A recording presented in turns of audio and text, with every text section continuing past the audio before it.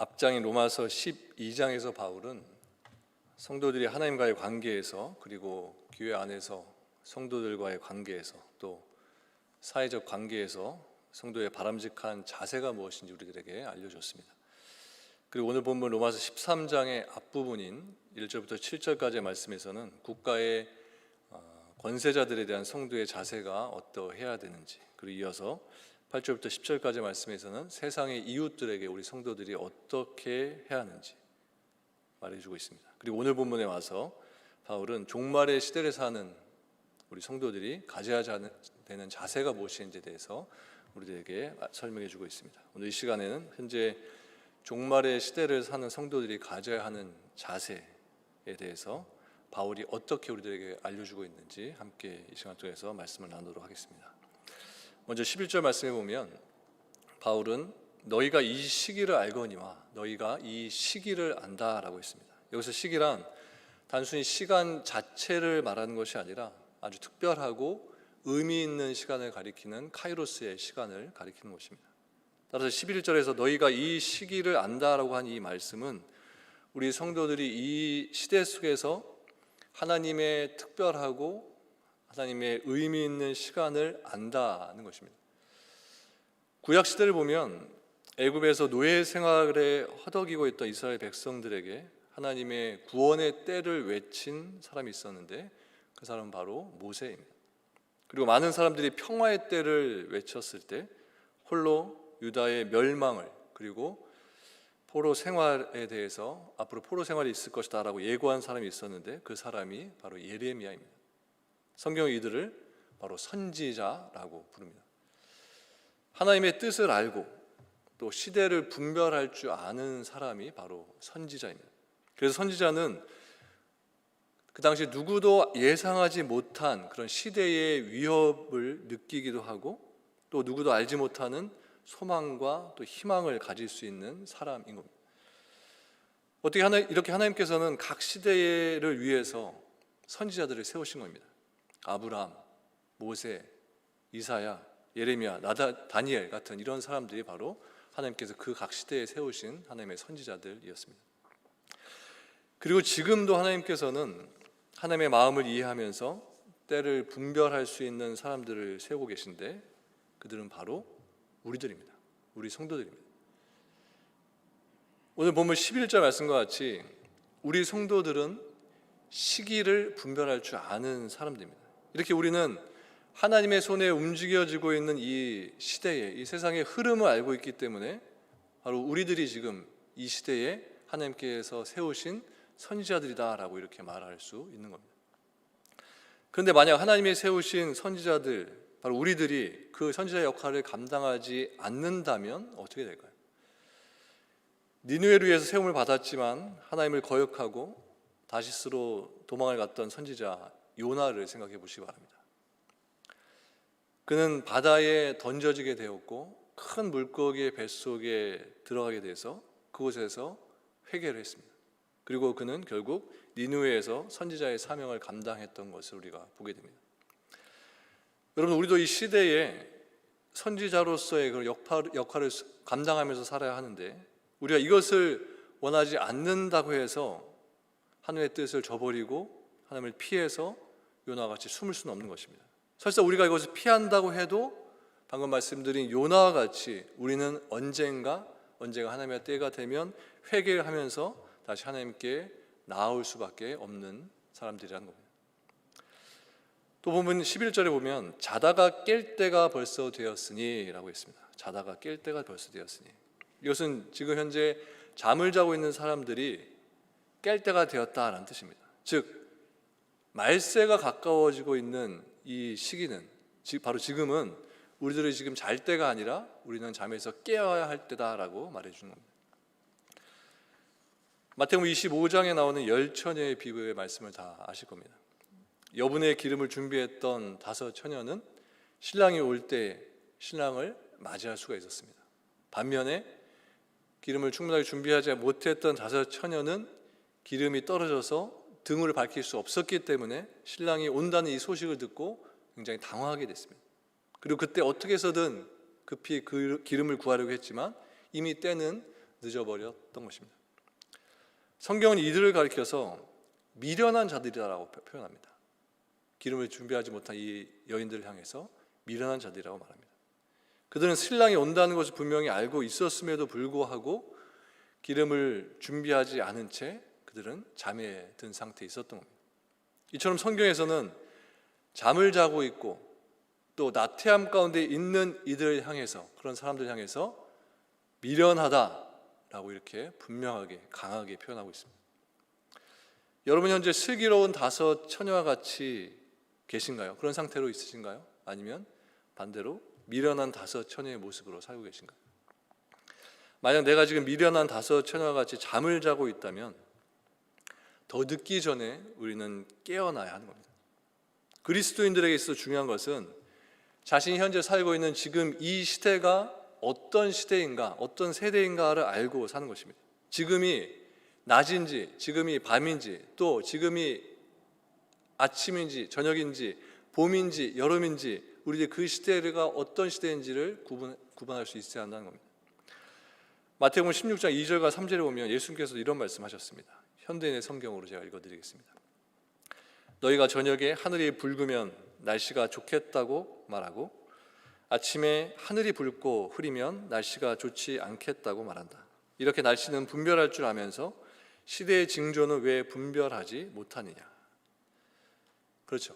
우리는 아침에 일어나서 하늘을 바라보면서 그날의 날씨가 어떨지, 흐릴 것인지, 햇볕이 짱짱하게 비칠 것인지, 쌀쌀할 것인지, 비가 낼 것인지, 바람이 불 것인지, 우리는 그 날씨를 통해서 분별하게 됩니다. 그리고 그 날씨에 따라서 우리는 아침에 입고 나간 옷도 달라지게 됩니다. 그런데 문제는 우리가 이렇게 날씨는 분별하면서 지금 우리가 살고 있는 현 시대가 어떤 시대인지를 분별하지 못한다는 겁니다. 예수님은 마태복음 24장 5절부터 8절 말씀에서 이렇게 말씀하셨습니다. 많은 사람이 내 이름으로 와서 이르되 나는 그리스도라 하여 많은 사람을 미혹하리라. 난리와 난리 소문을 듣겠으나 너희는 삼가 두려워하지 말라. 이런 일이 있어야 하되 끝은 아직 아니니라. 민족이 민족을, 나라가 나라를 대적하여 일어나겠고 곳곳에 기근과 지진이 있으리니 이 모든 것은 재난의 시작이니라. 또 바울은 디모데후서 3장 1절부터 5절 말씀에 보면 이렇게 말씀합니다. 현대인의 성경으로 읽어드리겠습니다. 말세에 어려운 때가 있으리라는 것을 잊지 마시오. 그때에는 사람들이 자기를 사랑하고 돈을 사랑하며 뽐내고 교만하고 하나님을 모독하고 부모에게 순종하지 않을 것입니다. 그들은 감사할 줄도 모르고 거룩하지도 않으며 사랑이 없고 용서하지 않고 남을 헐뜯고 자제하지 못하며 사납고 선한 것을 싫어하고 배반하고 조급하며 거만하고 하나님보다 쾌락을 더 사랑하고 겉으로는 신앙심이 있는 듯이 보이지만 그 능력은 거부할 것입니다. 그대는 이런 사람들과 같이 되지 마시오. 방금 말씀드린 성경에서 말하는 이 말세의 징조들이 지금 우리들 눈앞에 보이고 있습니다. 현 시대 가운데 보여지고 있습니다. 성경 말씀대로 지금 시대는 사랑이 점점 식어지고 있는 시대이고 자기만을 사랑하는 시대이고 감사가 없고 또 양심이 사라진 지 오래된 시대입니다. 또 성도들은 하나님을 사랑하는 것보다 자기 자신을 사랑하고 자신의 쾌락을 더 사랑하고 있고 그에 따라서 점점 성도들에게는 기도의 능력이 상실되어 가고 있는 그런 상황에 있다는 겁니다.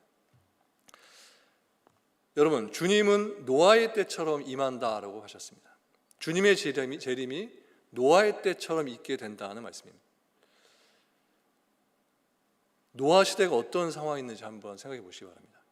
노아의 홍수 심판이 시작되기 그 전날까지 그 시대의 사람들은 노아와 같이, 노아의 가족들과 같이 방주를 준비하지 않았습니다. 그들은 홍수가 있기 직전 그 전날까지 먹고 마시고 장가가고 시집가는, 그렇게 마음껏 자신의 삶을 즐기면서 살았습니다. 그러나 성경 말씀대로 기록되어 있는 대로 노아는 달랐습니다. 그는 자신의 인생 계획을 따라 살지 않았고 오직 하나님의 시간표에 따라서, 하나님의 명령에 따라서 살았습니다.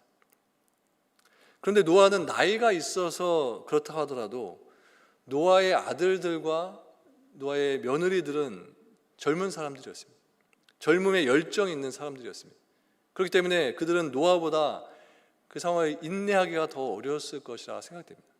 그러나 그들은 아버지의 믿음을 따라서 끝까지 인내했고 또 아버지의 말씀에 순종하면서 그들이 살고 있는 쾌락의 시대를 그들은 끝까지 본받지 않았던 겁니다. 그리고 마침내 노아와 그 가족들은 방주 안에 머물게 되었고 홍수가 났을 때 그들 모두는 살 수 있게 되었던 겁니다.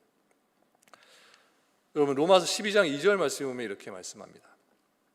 너희는 이 시대를 본받지 말고 오직 마음을 새롭게 함으로 변화를 받아 하나님의 선하시고 기뻐하시고 온전하신 뜻이 무엇인지 분별하도록 하라.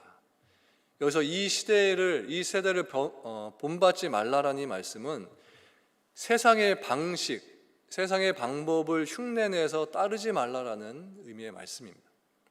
여러분, 지금 우리가 사는 이때는 우리가 신앙의 잠을 잘 때가 아니라 이 시기는 우리가 잠을 자다가도 깨어서 주님의 재림을 준비해야 될 때인 겁니다. 우리는 깨어서 자신을 돌아보면서 세상의 방식으로 내가 지금 살고 있지는 않은지 점검하면서 다시금 내 모습을 하나님의 방식으로 바꾸어 나가는 그런 순간에 우리들이 서 있다는 겁니다. 오늘 본문 12절에 14절 말씀을 제가 다시 읽어드리겠습니다. 밤이 깊고 낮이 가까웠으니 그러므로 우리가 어둠의 일을 벗고 빛의 갑옷을 입자. 낮에와 같이 단정히 행하고 방탕하거나 술 취하지 말며 음란하거나 호색하지 말며 다투거나 시기하지 말고 오직 주 예수 그리스도로 옷 입고 정욕을 위하여 육신의 일을 도모하지 말라.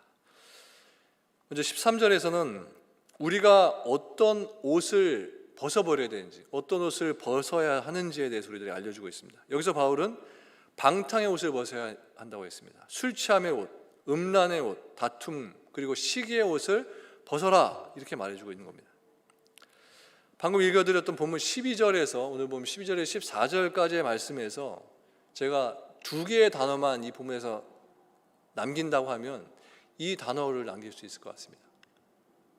네, 뭐죠? 두 단어가 벗고 입자. 네. 바울이 12절에서 14절까지 말씀에서 우리들에게 주는 두 단어가 벗고 입자라고 생각이 됩니다. 그래서 제가 오늘 설교 제목을 벗고 입자라고 하려다가 설교 제목은 좀 이상한 것 같아서 그렇게 붙이지는 않았는데요.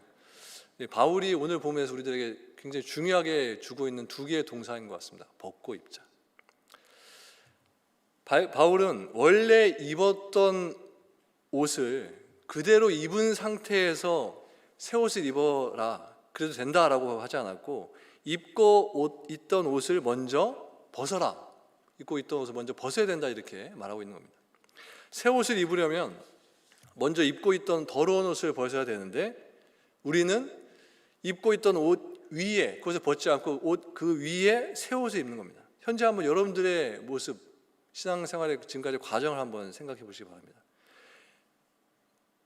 새 옷을 입고 그리스도께서 입혀주신 새 옷을 입고 있긴 한데, 그런데 그 옷 안에 내가 예전에 입고 있었던 세상 속의 그 방탕의 옷, 음란, 다툼, 시기의 옷, 이 모든 옷들을 여전히 내 몸에 입고 있는 겁니다. 왜 이렇게 우리는 예전의 옷을 하나님 말씀대로 벗어버리지 못하고 속에 꼭꼭꼭 쌓아서 입고 있는 걸까요?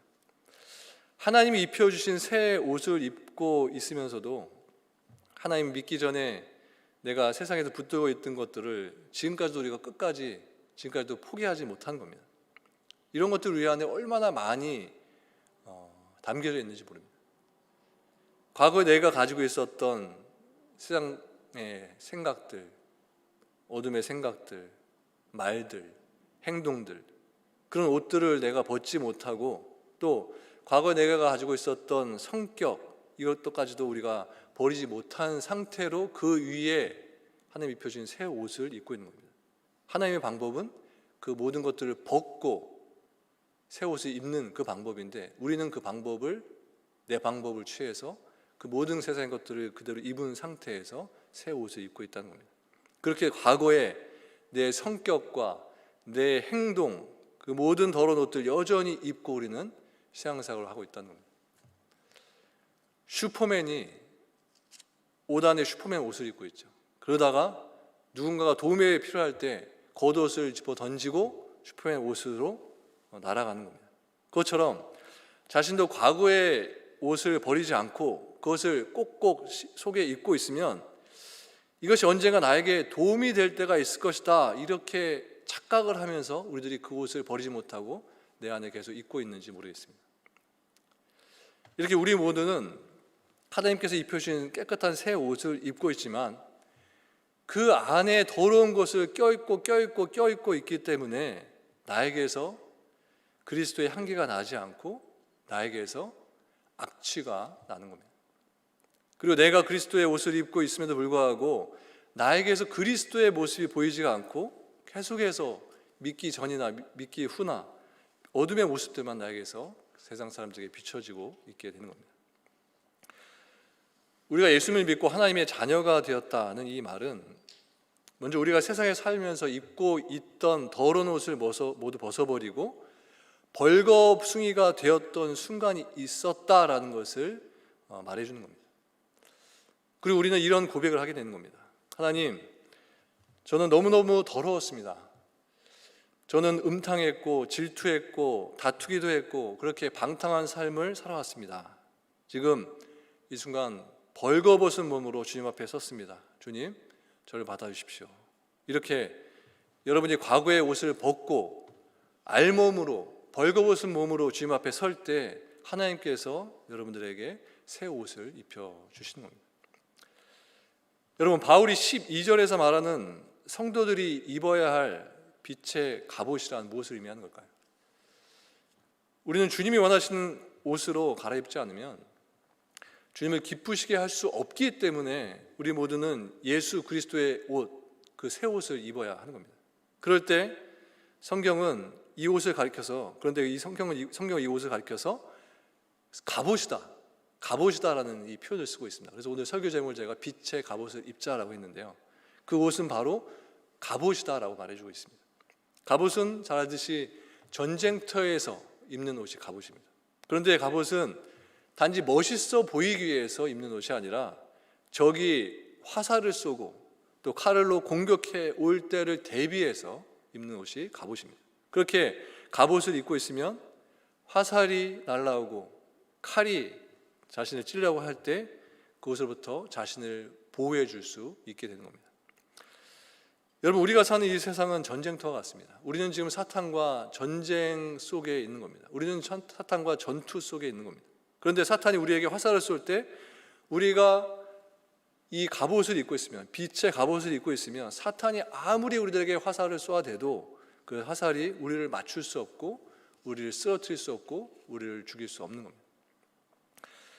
바울은 14절에서 오직 주 예수 그리스도로 옷 입으라, 오직 주 예수 그리스도로 옷 입으라, 이렇게 말했습니다. 즉 바울이 말하는 빛의 갑옷이라는 것은 우리 성도들이 반드시 입어야 하는 옷인 예수 그리스도의 옷, 이 옷을 가리키는 겁니다. 바울은 우리가 죄악의 옷을 벗고 벌거숭이가 되었을 때 우리가 입어야 하는 옷이 있는데 그 옷은 오직 예수 그리스도의 옷밖에 없다라고 우리들에게 말해주고 있습니다. 여러분, 왕자와 거지라는 옛날 동화 다 아시죠? 하루는 왕자가 왕실에서만 사는 것이 너무 따분하고 지루해서 거지와 옷을 바꿔 입게 됩니다. 그런데 거지가 왕자의 옷을 입어보니까 여간 불편한 것이 아니었습니다. 그래서 왕자의 옷을 입은 거지가 나중에는 자신은 왕자가 아닙니다 이렇게 다 밝혔지만 사람들이 그 말을 믿지는 않습니다. 또 거지의 옷을 입은 왕자가 자신이 거지가 아니라 이렇게 말을 해도 사람들이 또 그것을 믿지를 않았습니다. 왜냐하면 보여지고 있는 그 옷, 그것을 통해서 사람들은 그 사람이 왕의 옷을 입고 있으면 왕이고 왕자이고, 왕자의 옷을 입고 있으면 왕자이고, 거지의 옷을 입고 있으면 거지다라고 이렇게 판단했기 때문입니다. 그렇기 때문에 처음부터 왕자는 거지의 옷을 입어서는 안 되는 것이었고 거지는 또 왕자의 옷을 입어서도 안 됐던 겁니다.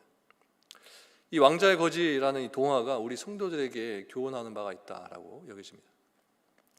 우리는 모두 하늘나라의 왕자들로서 지금 이 세상에서 살아가고 있는데 우리가 왕자로 사는 것을 무료하다, 따분하다, 지루하다라고 느끼면서 입고 있던 하나님께서 입혀주신 그 왕자의 옷을 벗고 세상의 옷을 입고 살려고 한다는 겁니다.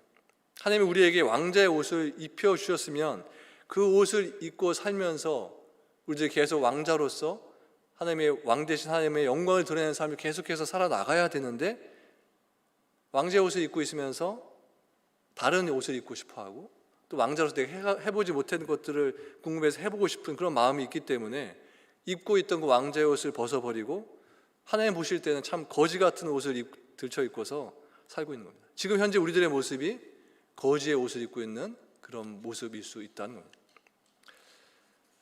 여러분, 세상의 많은 사람들 가운데 우리는 주님께 택함을 받았고 주님께 부름을 받아서 지금 현재 성도로서, 거룩한 사람들로서 살아가고 있는 것입니다. 그렇기 때문에 우리가 지금 만약에 두더지와 같은 그런 세상의 옷을 입고 있다면 그것을 빨리 깨우치고, 내가 이 옷을 빨리 벗어버리고 다시 하나님 주신 그 옷으로 갈아입어야겠구나, 그것을 판단하고 우리는 옷을 갈아입어야 한다는 겁니다.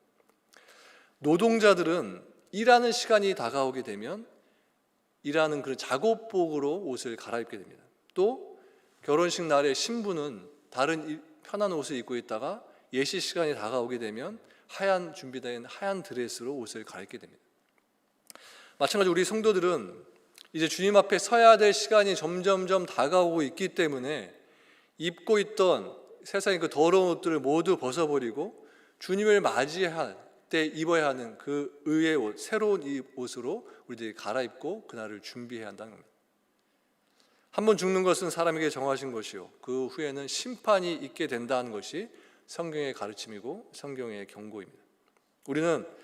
우리가 살았던 인생을 반드시 하나님께 보고하는 때가 있을 것이고 그 인생의 결과를 책임지게 되는 겁니다. 인생을 보는 두 가지의 시각이 있습니다. 하나는 인생을 관광으로 보는 것이고, 또 하나의 시각은 인생을 출장으로 보는 것입니다. 그런데 대부분의 사람들이 인생을 관광으로 생각합니다. 그래서 인생을 살면서 관광객처럼 최대한 재미를 보고 최대한 눈여기를 하면서 사는 그런 인생을 살고자 하고, 또 현재도 그런 인생을 살고 있는 겁니다. 그러나 이것은 당연히 성경적 관점에서 볼 때는 옳지 못한 시각입니다. 인생은 관광이 아니라 인생은 출장인 겁니다. 하나님께서 우리에게 어떤 일을 맡기셔서 이 세상에 우리들을 출장을 보내셨다는 겁니다. 그래서 성도들은 세상을 살면서 관광객의 그런 마음으로 보면서 즐기면서 누리면서, 그렇게 내가 하고자 하는 것을 다 마음껏 하면서 충족시키면서 사는 인생이 아니라, 우리는 하나님께서 우리들에게 보내신 사명을 품고 출장을 온 사람들로서 하나님의 일을 감당하는 삶을 살아야 된다는 겁니다.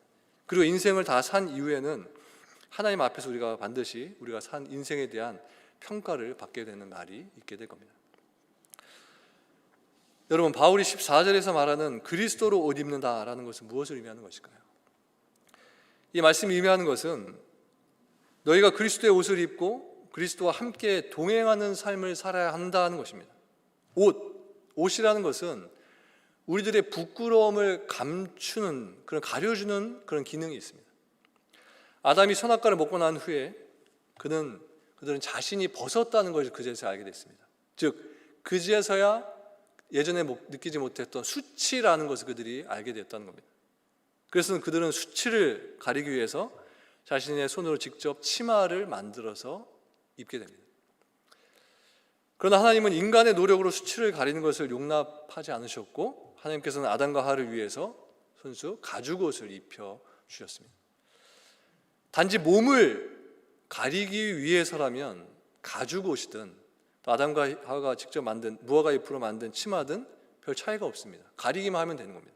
그런데 굳이 인간이 만들어서 입은 그 옷, 나뭇가지 옷을 벗기시고 하나님이 해주신 가죽 옷을 아담과 하와에게 입히신 이유는, 죄의 결과로 인한 수치는 너희 인간들의 손으로 직접 가릴 수 있는 것이 아니라 오직 전능한 하나님에 의해서 가려줄 수 있다라는 것을 우리들에게 알려주는 것입니다. 가죽 옷은 신약의 입장에서 본다면 그리스도를 의미한다고 할 수 있습니다. 즉, 예수 그리스도의 피 흘리심으로 인해서 우리 모든 인간들의 죄의 수치가 가려지게 된 것입니다. 사람들은 계절에 따라서 옷을 입게 됩니다. 겨울은 춥기 때문에 따뜻한 옷을 챙겨 입게 되고, 또 지금처럼 날씨가 더울 때는 최대한 간편하게 짧은 옷을, 시원한 옷을 챙겨 입게 됩니다. 캐나다에는 봄, 여름, 가을, 겨울 4계절이 있는데요. 우리 성도들에게는 하나의 계절이 더 있습니다. 그 계절은 그리스도의 계절입니다. 우리에게는 주님이 재림하시고 하나님의 나라가 완성되는 그리스도의 계절이 지금 다가오고 있는 것입니다. 그렇기 때문에 우리 성도들은 그리스도의 계절이 반드시 우리에게 도래할 것이다를 준비하면서, 그날을 준비하면서, 그 계절을 준비하면서 그 계절에 맞는 옷을 입고 기다려야 하는 것입니다. 겨울이 다가올 때 겨울 옷을 입고, 날씨가 더울 때 여름 옷을 챙겨 입듯이 그리스도의 계절, 성도들에게 있게 될 그리스도의 계절을 맞이할 때 그 계절에 맞는 옷을 입고 있어야 한다는 겁니다. 그 옷이 바로 오늘 본문에서 이야기하는 빛의 갑옷이고 예수 그리스도의 옷인 것입니다. 캐나다도 그렇고 한국도 그렇고 노스페이스 다 아시죠? 이 브랜드, 그리고 캐나다 구스, 이 옷 브랜드가 한때 큰 붐을 일으킨 적이 있었습니다. 다 비싼 옷들이지만 한번 붐이 일어나니까 너도 나도 뭐 잘 사는 사람들, 못 사는 사람들인지 뭐 입고 싶어하고 또 어떻게든 사고 싶어하는 옷이었습니다. 이런 붐이 일어나게 된 것은 누군가가 어떤 사람이 이 옷을 입고 이제 길을 돌아다니는 것을 사람들에게 보게 되어서, 저 옷은 어떤 가구의 어떤 옷보다도 좀 뭔가 다르다, 멋있다, 예쁘다, 그렇게 사람들이 보게 되면서 그 옷에 대한 관심을 갖게 되고, 또 하나둘 사람들이 그 옷을 사게 되면서 점점 더 많은 사람들이, 캐나다를 넘어서 한국, 전 세계 많은 사람들이 이 옷을 입게 된 것을 봤습니다. 우리 성도들이 입는 옷은 그리스도의 옷입니다. 근데 그리스도의 옷은 이 노스페이스나 캐나다 구스와는 비교도 안 되는, 하나님께서 우리들에게 입혀주실 수 있는 가장 아름답고 완벽한 옷이라고 할 수 있는 겁니다. 그래서 우리는 이 옷을 입고 다니면서 우리에게 도래하게 될 그리스도의 계절에 이 옷을 입고 다니면서 사람들에게 이 옷을 보여줘야 되고, 또 사람들에게 이 옷을 보여줌으로 인해서 그들에게 관심을 갖도록 해야 되고, 또 우리들이 입고 있는 이 옷을 그 사람도 입을 수 있도록 그들에게 이 옷을 소개해야 되고 증거해야 될 사명이 우리들에게 있다는 겁니다. 이 옷을 입고 있는 우리들의 삶의 모습을 그들에게 보여줌으로 인해서 그들도 우리와 같이 이제 앞으로 있게 될 그리스도의 계절을 준비하고 또 맞이할 수 있도록 해야 한다는 겁니다. 하나님은 우리들에게, 그리고 믿지 않는 사람들에게 계속해서 그리스도의 옷을 입어라, 그 계절이 다가오고 있다, 옷을 입어라, 그 옷을 입어라 이렇게 말씀하시는데, 우리들은 계속해서 괜찮아요, 지금 그럴 때가 아닙니다, 그거 안 입어도 괜찮아요, 괜찮습니다, 이렇게 계속해서 거부하고 있는 것입니다. 또 믿지 않는 사람들도 그렇게 거부하고 있는 것입니다. 마치 어린 자녀들이 학교 갈 때 오늘 날씨가 쌀쌀한 것 같으니까 자켓을, 따뜻하게 옷을 걸치고 입고 나가라, 이렇게 이야기하는데 자녀들이 콧방귀를 뀌면서 그냥 말 안 듣고 나가는 것 같습니다. 그리고 학교 가서 하루 종일 덜덜 떨면서 아침에 엄마 얘기한 거, 아빠 얘기한 거 들을 거, 이렇게 후회하는 것과 마찬가지입니다. 하나님께서 오늘 본문 말씀을 통해서 우리들에게 빛의 갑옷을 입어라, 그 계절이, 예수 그리스도의 계절이 다가오고 있다, 이 옷을 입어라라고 이렇게 말씀하십니다. 하나님이 그 옷을 입으라고 하실 때, 이렇게 하나님의 말씀이 우리들에게, 나에게 이 순간 들려질 때에 우리는 그 즉시 그 옷을 입어야 하는 겁니다. 그래야 우리는 사탄의 공격으로부터 우리를 보호할 수 있고, 우리는 살 수 있고, 또 그리스도의 옷을 입고 있음으로 인해서 주님의 재림을, 주님의 오심을, 그리스도의 계절을 준비할 수 있게 된다는 겁니다. 우리에게 지금 그리스도의 계절이 점점점 다가오고 있다는 것을 기억하시면서 우리 모두 빛의 갑옷을 입고, 즉 그리스도의 옷을 입고 날마다 주님의 재림을 기다리면서 하시는 저와 여러분들 모두가 되시기를 주님의 이름으로 간절히 축원합니다.